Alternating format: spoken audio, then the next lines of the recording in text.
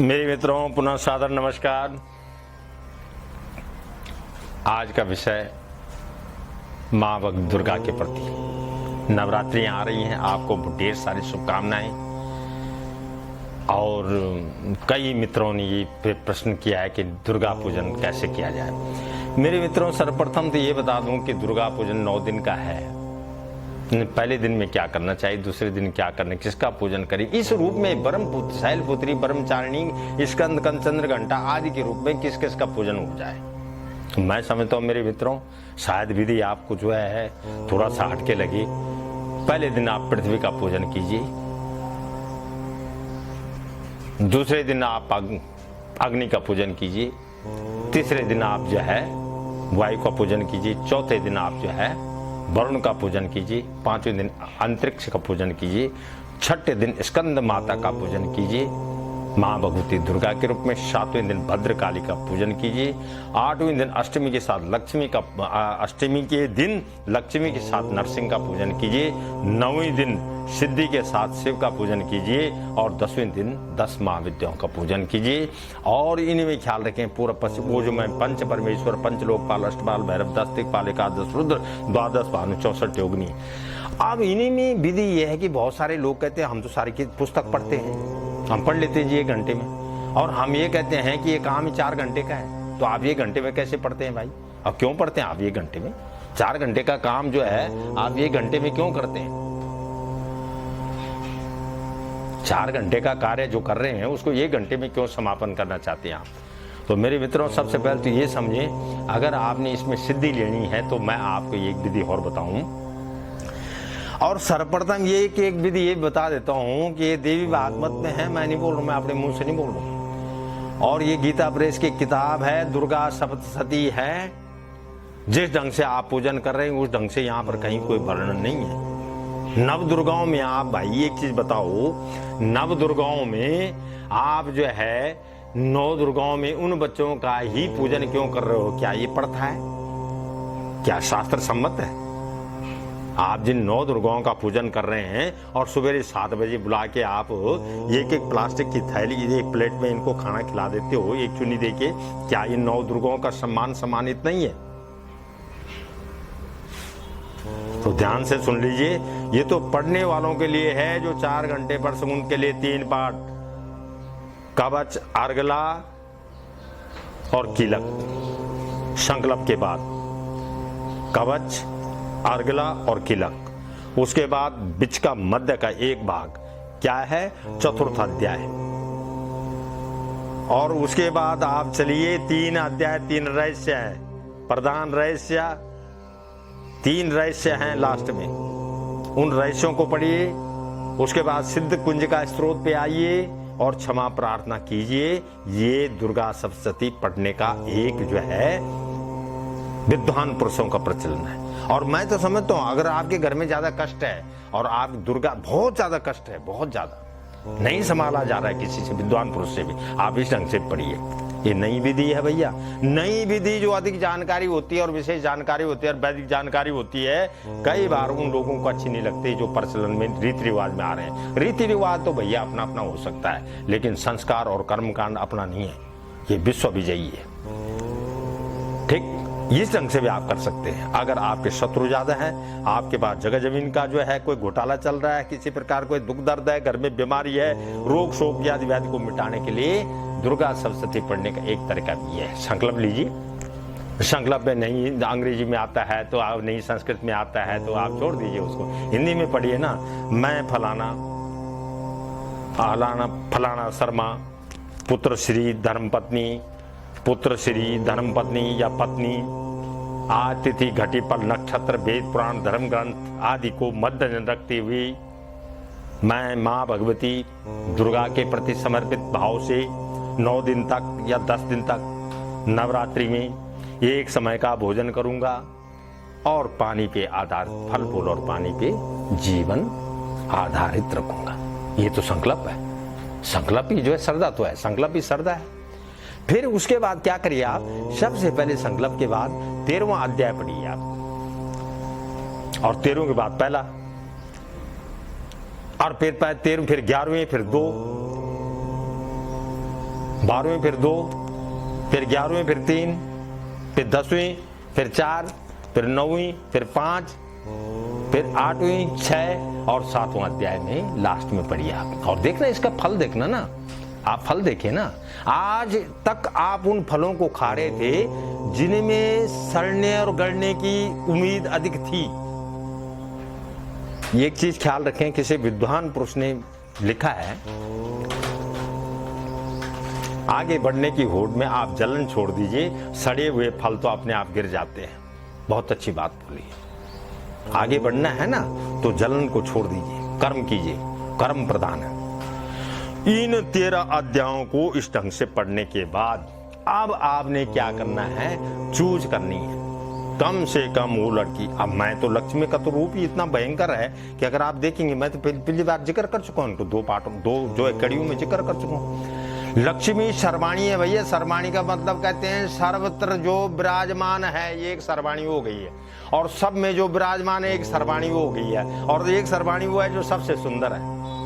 मैं बड़ा हैरान और परेशान हूं, आप नवदुर्गा पूजन कर रहे हैं, करोड़ों की आपकी चाहत है, आपको धन भी चाहिए, मकान भी चाहिए, काम भी जल्दी हो जाए, पर मेरी समझ में एक चीज नहीं आई। प्लास्टिक की एक प्लेट में 5-6 खाने बने, एक में हलवा, एक में चने, एक चुन्नी और प्लास्टिक की प्लेट, ये देके और 10 या 11 रुपए, 100 रुपए देके आप लक्ष्मी को जो है वो दिन भगा देते हो अपने घर से।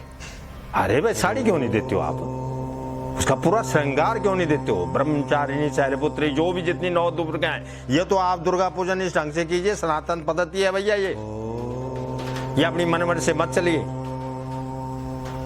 ये तो उन लोगों के लिए यार, साधारण लोग जो नहीं जानते विधि, उनके लिए है कि लाओ पतल ला और इनको फटाफट 8 बजे नहीं, आप उनको 10 और 12 बजे के बीच में खाना खिलाए, प्रॉपर खाना खिलाए, उनके चरण धोएं, उनको पूरा बस्तर अपने घर में पहनाएं, उनका पूरा बस्त्र दें, उनका श्रृंगार करें, उनका तिलक करें, उनके आचमन करें, उनके पहले, सबसे पहले उनको घर में बुलाइए और पहले दिन बोल दीजिए भैया। और ये भी कि आप तो फैशन बन गए, एक लड़की ने जब कहीं आपके यहाँ भोजन कर लिया, फिर दूसरी जगह जा रही है, वो लक्ष्मी तो नहीं हो सकती है कि एक ब्राह्मण के घर से, एक जजमान के घर से खा के आ गई, उसके बाद 10 घर जो है जग मार रही लक्ष्मी। वो लक्ष्मी है, वो तुम्हें परिपूर्ण कर देगी। अपने घर में बुलाइए 9 कन्याओं को उस दिन, अष्टमी या लक्ष्मी। अगर अष्टमी पूरी जा रही है तो अष्टमी को मत कीजिए भैया, फिर नवमी को करना चाहिए। अगर अष्टमी पूरी जा रही, यानी अष्टमी अगर आज शुरू हो गए 8 बजे और सुबह तक जाइए, तो आपको कल करना चाहिए लक्ष्मी का उद्यापन। आप 9 कन्या बुलाए, अष्टमी के दिन 8 ही बुलाएं, नवमी के दिन 9 बुलाएं, सप्तमी। और ये तो है, मैंने पहले भी जिक्र किया है कि काल रात्रि है, वैश्य जो माँ काली है, इसके 3 वर्ण है। अगर आपने काली पूजन करना है तो वैश्य की पुत्री को लाइए और उसका मान सम्मान से पूजन कीजिए। अष्टमी के दिन आप क्षत्रिय की पुत्री को लाइए और उसका पूजन कीजिए। नवमी के दिन ब्राह्मण की पुत्री को लाइए और उसका पूजन कीजिए। और अब तुम्हारा एक, तुम लोग अपनी मर्जी से एक सिस्टम बना दिए, 9 कन्याओं को खाना खिला दो और ब्राह्मण जाए भाड़ में। ब्राह्मण का कहाँ है भाई? उसका अन्न वस्त्र उसका कहाँ है? उसका धन, उसकी दक्षिणा, उसका दान कहाँ है? तो ये सब, इसका मतलब ये अपनी मनमर्जी से कर रहे हो, आप अपनी रीत के हिसाब से कर रहे हो। अब रीत तो ये, किसी के ब्याह में कोई कहता मेरे यहाँ ब्याह में घड़ा फोड़ते हैं जी, घड़ा फोड़ते हैं, तो बताओ हमारे यहाँ तो मरने में घड़ा फोड़ते हैं। मन मर्जी से मत चलिए, मन मर्जी से कुछ नहीं मिलता, किसको नहीं मिला। आप ध्यान से 9 कन्या, 9 कन्या आप पहले दिन जो है, पहले दिन बोलिए, उन कन्याओं को घर में जाके बोल दीजिए। और जो कन्या एक दिन खाना खाते हैं, वो एक टाइम का जिस घर में पूरा खाना, उनको अपने घर में खिलाइए, उनको भगाइए नहीं। और उनको खाना खिलाने के बाद ये बोल देना कि इसके बाद आपने कहीं और खाना नहीं खाना है। उनको दक्षिणा दीजिए ना। 100 रुपए जिस बच्चे को मिल जाएगा 500, वो बच्चा दूसरी जगह झकमाने के लिए जाएगा क्या? जिसका पेट भर जाएगा क्यों जाएगा दूसरे के घर? आप दीजिए, साड़ी दीजिए। जिसका रंग जो है, ब्राह्मणी का रंग कौन? श्वेत है, उसका रंग लाल। रक्त वस्त्र में कौन परिधान पहनती है? लक्ष्मी है। श्याम वस्त्र में कौन है? काली है। श्वेत वस्त्र में कौन है? ब्राह्मणी है। और इनका अनंतर कहीं जिक्र नहीं, मैं बता रहा हूं आपको, देवी भागवत में जो है, जो आप क्रिया कर रहे हैं, कहीं पर भी जिक्र नहीं है। और लक्ष्मी तो परिपूर्णता होनी चाहिए, इतने दिव्य उसके दर्शन हो कि जितने लोग बैठे हों वो भी ऐसे सोचें कि चमत्कार है। ऐसी लड़कियों को बुलाए ना जो तुम्हें आशीर्वाद दे सके, जो आशीर्वाद का मतलब समझते हो, भोजन का मतलब समझते हो, दान का मतलब समझते हो, दक्षिणा का मतलब समझते हो। ये तो 400 वर्ष की बात कर रहे हैं हम, जो आप जिस रीति पे चल रहे हैं। जिन ब्राह्मणों ने ये प्रथा चलाई, उन ब्राह्मणों को तो मंत्र का भी ज्ञान नहीं था। ये जागरण और सत्संग का मतलब यही तो है। कुछ नहीं जानते हो आप तो ताली बजा लो, बैठे रहो, जय श्री राम जय श्री राम जय श्री राम करते रहो, कुछ नहीं। भंडारा कर दो। आप भंडारा करते हो, उसमें लिखते हो कि भंडारे में जो है प्रभु इच्छा तक, मैं कहता हूं प्रभु इच्छा तक तुम्हारे छोले बिक जाएंगे। कहां घूम रहे हो तुम? आप लिखिए ना उसमें 12 से 4 बजे का टाइम है, ताकि लोग आए और खाएं और रख के जाएं। फिर तुम्हें पहले तो भंडारा खाना ही नहीं चाहिए आम आदमी को। फिर भंडारे में क्या करते हो? घर से बर्तन लेके आ जाते हो, देना जिसमें भी देना। मेरा घर रह गया, वो बीमार है, बीमार आदमी को भंडारा खिला रहे हो तुमने सनातन धर्म की पद्धति को छिन्न भिन्न कर दिया उन लोगों ने जो सनातन के खिलाफ चल रहे हैं। और ये सनातन खिलाफ सुन लो ध्यान सा भी, अभी समय है तुम्हारे पास। वो जो बड़े बड़े संत बोल रहे हैं ना, कटोगे बटोगे तो कटोगे और इकट्ठे रहोगे तो बचोगे, उनको सलूट कीजिए ना। आप संतों पे टिकट अपनी करते हो, ये नहीं पढ़ते हो जो पढ़ने वाला। अपने घर को सुधारिए आप। आपका घर सुधरेगा तो समाज सुधरेगा, समाज सुधरेगा तो हमारा भारत सुधरेगा, भारत सुधरेगा तो विश्व में डंका बजेगा। ये संदेश है सबके लिए। और ठोक बजा के किसी को बुरा लगता तो लगे। आप अपनी मर्जी से जो है बगैर ब्राह्मण को पूछ के, बगैर किसी श्रेष्ठ पूछ के उसको जो मर्जी कर लो। भाई बताइए आप मुझे, जिस बच्चों को ये ज्ञान नहीं है वो खा क्या रहा है? आप 9 प्रकार का भोजन बनाए ना, उसमें सब्जी भी होगी, दाल भी होगी, रायता भी होगा, उसमें भाजी भी होगी, उसमें चावल भी होंगे, उसमें राजमा भी, जो भी आप ना 9 प्रकार का, 9 देवी है, 9 प्रकार उसका ये भी तो समझिए कौन सी देवी क्या खाना खा रही है। लक्ष्मी का खाना क्या है, सरस्वती का खाना क्या है, इन चीजों को समझिए। ऐसा नहीं होगा, ये तो खड्डे में डाल दो आप। कुपुरुष को, लांछन पुरुष को, उन पुरुषों को जिनको आप दान देते हो, जिनको दान का महत्व, दान शब्द का अभाव ही नहीं पता है उनको कि दान है क्या। आप मुझे खुद देते हो, मैं हृदय से लगाता हूं, इसको दान कहते हैं। हृदय से लगाइए, किसी ने आपको खुद दिए, हृदय से लगाइए उसको। मुझे उस कपड़े का महत्व पता होना चाहिए। उस जो दान दक्षिणा मुझे दे रहे, मुझे उस 100 रुपए का जो है अनुभव ज्ञात होना चाहिए, उसकी वैल्यू पता होनी चाहिए। मुझे उस थाली की वैल्यू पता होनी चाहिए। मुझे उस वस्त्र का, उस अन्न का, उस धन का, उस ज्ञान का, उस बोली भाषा का पूरा ज्ञान होना चाहिए, तब मुझे दान लेना चाहिए। नहीं तो आप खड्डे में डाल रहे हैं। उससे बड़े आप गाय और बकरी को खड्डे में डाल दो, कुत्तों को डाल दो। नवरात्रि इतना बड़ा पर्व है हमारे सनातन धर्म का। 4 पर्व आते हैं, 4 पर्वों में 2 पर्व तो गायब हो गए, वो तो गुप्त हो गए।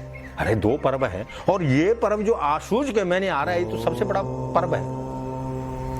ये चतुर्मास के बाद जो है माँ भगवती जब पवित्र होती है, उसके बाद इसका जो अन्न धन भी परिपूर्ण है। अरे जो लोग बार बार होने के बाद ये कहते हैं कुछ नहीं कुछ नहीं कुछ नहीं, फिर देख लो इंद्र देवता क्या करते हैं, ऐसे करते हैं, कुछ नहीं होता। फिर बंदे से तो आपका जो है नुकसान हो सकता है। बंदे से आपको जलन है, ईर्ष्या है, इसने कर दी, इससे झगड़ा है, द्वेष है, भावना है। जरा लड़िए ना, भगवान से लड़िए, फिर देखते हैं हम आप। देवी का पूजन कीजिए, विधि पूर्वक कीजिए। ये क्रिया है, किसी को कुछ नहीं आता है तो 4था अध्याय ये हिंदी में पढ़िए, इससे आपको लाभ मिल जाएगा। सारी किताब पढ़ने से लाभ नहीं मिलेगा। निचोड़ तो 4थे अध्याय में है भाई। देवी भागवत का ये जो दुर्गा सप्तशती है, उसका जो सारा निचोड़ है 4थे अध्याय में, और वो भी नहीं आता है तो वो पढ़ लीजिए आप। और कुछ भी नहीं तो संकल्प लीजिए, मैं फलाना आज ये करने जा रहा हूँ, इसमें मुझे सिद्धि प्रदान करें, मेरी मनोकामना पूर्ण करें। सरल रहा है, खीर बना दो, उसकी आहुति दे दो, बच्चों को खिला दो, तो भी परिपूर्ण है। प्लास्टिक में मत दीजिए। कांसे की थाली लाइए, नहीं कांसे की नहीं, तांबे की लाई, तांबा नहीं तो पीतल की लाई, पीतल नहीं तो स्टील की लाइए, उन थालियों को दीजिए। और 9 खाने होने चाहिए। बाजार में आ गई हैं वो थालियां, प्लास्टिक में मत दीजिए। ये वो प्लास्टिक का है जो सबसे गंदे प्लास्टिक से प्लास्टिक बनता है, उनमें दीजिए। 9 प्रकार का खाना बनाइए। अपने घर में 9 दिन पहले उनका आह्वान कीजिए, उनके घर पे जाइए, उनको बोलिए इस दिन आपने हमारे घर में भोजन करना है। उनको 100-100 रुपया, एक थाली, एक साड़ी, उनका श्रृंगार का सामान। तब तुम्हारी दुर्गा पसंद होगी। और दुर्गा का उल्टा भी कर दो तो क्या करती है? दुर्गा प्रसन्न करने के लिए सारे दुर्गतियों को दूर करने वाले को दुर्गा दू कहते हैं। दू मनी दूर, और ग्रह आपके ग्रसित रोगों को खत्म करने वाली को, अन्य प्रकार के जितने और भी उसके 7 गण हैं, उनको नष्ट करने के लिए है। सब प्रकार की व्याधि व्याधियों को नष्ट करने के लिए उसका नाम दुर्गा पड़ा है। दुर्गा को समझिए। आप इन 3 देवियों से जिस दिन वो करते हो, जिन 3 देवियों को मैंने बोला है, वैश्य की कन्या, कितनी कन्या हो? 3 कन्या वैश्य की होनी चाहिए, 3 कन्या आपकी क्षत्रिय की होनी चाहिए, 3 कन्या आप ब्राह्मण की होनी चाहिए। फिर इन 3 कन्याओं में से बड़ी कन्या है, उनका आशीर्वाद लीजिए। पीठ पे जब खाना खाते हैं और खाना खाने के बाद उनको घर तक छोड़ के आइए मान सम्मान के साथ में, और कोशिश करें उनका उतना भोजन दे कि जितना भोजन वो खा सके, वो भोजन घर न जाए। उस झूठे भोजन में से उसको प्रसाद समझ के आप खा लीजिए, तब उद्धार होगा आपका। सिर्फ दुर्गा बोलने से नहीं होगा। 3 पार्ट पहले के, कवच, अर्गला, कीलक, 3 पार्ट बाद के, जो 3 और रहस्य है। बीच में महालक्ष्मी का जो स्त्रोत है, जिसमें सबसे पहले लिख रही है, वो तो 4थे स्तर में लिख रही है, मैं जिन के घर में जो है जाती हूं उनके घर का उद्धार कर देती हूँ, उनका बेड़ा पार कर देती हूँ। और सचमुच इसका हाथ एक बार तुम्हारे सर पे लग गया तो तुम तो कहोगे भैया, तो ऐसे नहीं प्रकट होगी। ये तुम सोचोगे किसी मर्द के, यार किसी औरत के रूप में, किसी बच्चे के रूप में प्रकट, ऐसे नहीं होती। ये किस संत पुरुष का भी तुम्हारे घर में आ गया, उसको भी दे दो, उसको भी बिठाओ ना उनके साथ। 9 कन्या चलेगी, 10वां तो ब्राह्मण है, वो कहाँ है? जो ब्राह्मण तुम्हें मंत्र बताने वाला है, तुम्हारा मार्ग प्रशस्त करने वाला है, उसको तुम भूल गए हो। अरे हम ये थोड़ी कह रहे हैं, हम तो बार बार कह रहे हैं हमें मत बुलाओ यार, हमें भूल जाओ आप, पर बुला लीजिए, बुला लीजिए, बुला लीजिए। इस सनातन धर्म का मार्गदर्शक जो है वो ब्राह्मणी है, ख्याल रखना। देश का जो रक्षक है वो क्षत्रिय है। हमारे देश को जो व्यापार की अर्थव्यवस्था जो है सही ढंग से चला रहे वो वाणियां है। हमारे देश की जो अन्य सेवाओं में कर्मस्थ व्यक्ति हैं उसको शूद्र कहते हैं, और ये चारों एक ही है। इनके बगैर एक भी नहीं है। ये सफाई नहीं होगी तो मैं क्या करूंगा यहाँ? करूंगा क्या मैं यहाँ? क्षत्रिय मेरी रक्षा नहीं करेंगे तो मैं क्या करूंगा यहाँ पर बैठ के? पैसे बाणे देने वाला दान दक्षिण नहीं देगा तो मैं क्या करूंगा? मैं छोड़ दूंगा एक दिन। और ब्राह्मण परिपक्व नहीं होगा तो क्या करना? उस ब्राह्मण का तो नष्ट होना बेहतर है। तो ध्यान से सुनिए, भगवती दुर्गा का दिन आ रहा है, नवरात्रि का दिन। 9 दिन दिवा जलाइए, बहुत बढ़िया। और दिवा जलाने का तरीका तुम आप लोगों के यहाँ विचित्र है। अरे दिवा कब है? तुम्हें क्या चाहिए? तुम्हें जौ, जस और धौ धान्य चाहिए, तो जस जौ की 1 कटोरी रखो, उसको नीचे रखो, उसके बाद जौ, जस, धौ धान्य, धान की कटोरी, मन चावल की कटोरी रखिए, उसको फिर उसके ऊपर रखिए, फिर दिवा बढ़िया बनाइए, उसके ऊपर रखिए, उसकी आड़ में रखिए, उसकी जाली है, छन्नी है, जो भी आप कहते हो, वो जलता रहे, बुझे नहीं। फिर उसको 24 घंटा ऐसे तीली से गुजर मत कर कीजिए कि बुझ रहा होगा, ये देखने की जरूरत नहीं है। आपको विश्वास होना चाहिए। सुबह 8 बजे जल गए या 4 बजे जला, शाम को 4 बजे छेड़ना है आपने, उसमें जगे या बुझे उसकी इच्छा है। घर को पवित्र रखिए। पिछली बार यही जिक्र चला, सारा सब्जेक्ट पिछली बार यही था कि घर को पवित्र रखिए, तब देवता आएंगे, ऋषि आएंगे, पितर आएंगे। तुम देवताओं ऋषियों को, तुम पितरों को दे रहे हो खाने पर, ये तो देखो यार तुम खाना किस ढंग से बना रहे हो। क्या तुम्हारे घर में शुद्धिकरण है? वो तुम्हारे पितर उस खाने को खा सकते हैं? क्या तुम्हारे देवता उस पानी को पी सकते हैं? क्या तुम्हारा जो तुम वस्त्र दे रहे हो उस वस्त्र को क्या वो ऋषि स्वीकार करेंगे? और सोच समझ के दीजिए मेरे दोस्तों। बात बहुत कड़ी होती है लेकिन आपके सुधार की है। हमारे इसमें पर्सनल कोई स्वार्थ नहीं है, कुछ भी स्वार्थ, 1 पैसे का स्वार्थ नहीं है। लेकिन धर्म की बात जो नहीं बताता है और बात को जो है अधूरी छोड़ता है, वो ब्राह्मण नहीं, वो राक्षस है। ठोक बजा के बोलने वाला ही ब्रह्मवृत्ति का है, वही ब्रह्म ऋषि है। आप अपने परिवार, अपने माता पिता को खुश रखिए, आप अपने बच्चों को खुश रखिए, आप अपनी धर्मपत्नी को खुश रखिए। ये दुर्गे हैं, ये दुर्गे के रूप में है भैया। ठीक, ये दुर्गा का जो जमाइए विधिपूर्वक, उनको खंडित न होने दें। कोई छिपकली काट दे, कोई चूहा काट दी, इसका चीज का ख्याल रखें। तदंतर जिस दिन पूर्ति हो उस दिन 1000 नामावली से, दुर्गा नामावली से हवन करें। हवन के बाद 1000 का तर्पण, 1000 का मार्जन, और कम से कम उसमें अगर खर्चा 50,000 आ रहा हो तो 10,000 की दक्षिणा वितरण करें, तब आप उसको फल मिले। दंडवत प्रणाम हो जाए देवी के सामने, एक टांग पे खड़े होकर दोनों हाथ खड़े करके बोलिए, त्रायमाम देवी क्षमा करो हे देवी, मैं तो अपराधी हूँ। वाक्य में बोल, मेरी वाणी में अपराध कुछ शब्द आते हैं, मेरे मन में कुछ शब्द है, मेरा पहनावा कु है, मैं किसी काम का नहीं हूं फिर भी हूं तो तेरा। लिखा हुआ है, कुपुत्रो न जायते क्वचिदेव माता।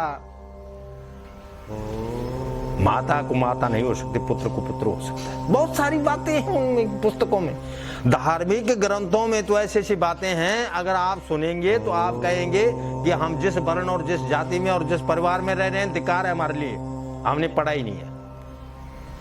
बहुत सारे लोगों ने ये चलन कर दिया, देव भागवत घर में क्यों रखे, रामायण घर में क्यों रखे हैं और वो घर में क्यों रखे महाभारत, देव भागवत गीता क्यों रखे। अरे भागवत गीता पिछली बार बात की थी हमने, 32 श्लोक है पहले में, उसमें लिखा हुआ है विष्णु जी कह रहे ये ब्रह्मपुत्र, ये ब्राह्मण, ये ब्रह्मदेव। जिसके घर में भागवत गीता नहीं होती मनुष्य थोड़ी है, जिसके घर में देव भागवत नहीं मनुष्य थोड़ी। जिसने रामायण का अवलोकन न किया मनुष्य, चिंतन मनन कीजिए, चिंतन मनन कीजिए, बार बार कीजिए, उल्टी इधर से उधर और उधर से उधर, अंडरलाइन कीजिए हर शब्दों को, जो अच्छा लगता है वही है, वही मंत्र है, वही सिद्धि है।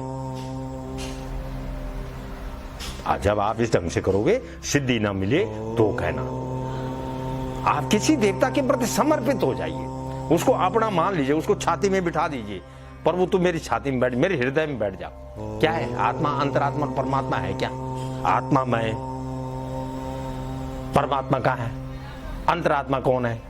जो बोल रहा है, जो अंदर से बोल रहा है वो अंतरात्मा है। ये शरीर जो है आत्मा है, इसके शरीर अंदर जो बैठा है वो अंतरात्मा है, जो इन सबको देख रहा है वो परमात्मा है। इन चीजों को देख लीजिए, यही है, यही तो है माता पिता और मैं मेरे धर्मपत्नी और मेरे बच्चे, यही है। ये मेरा उससे नाता, इससे नाता, रिश्ता, ये सब वही है। और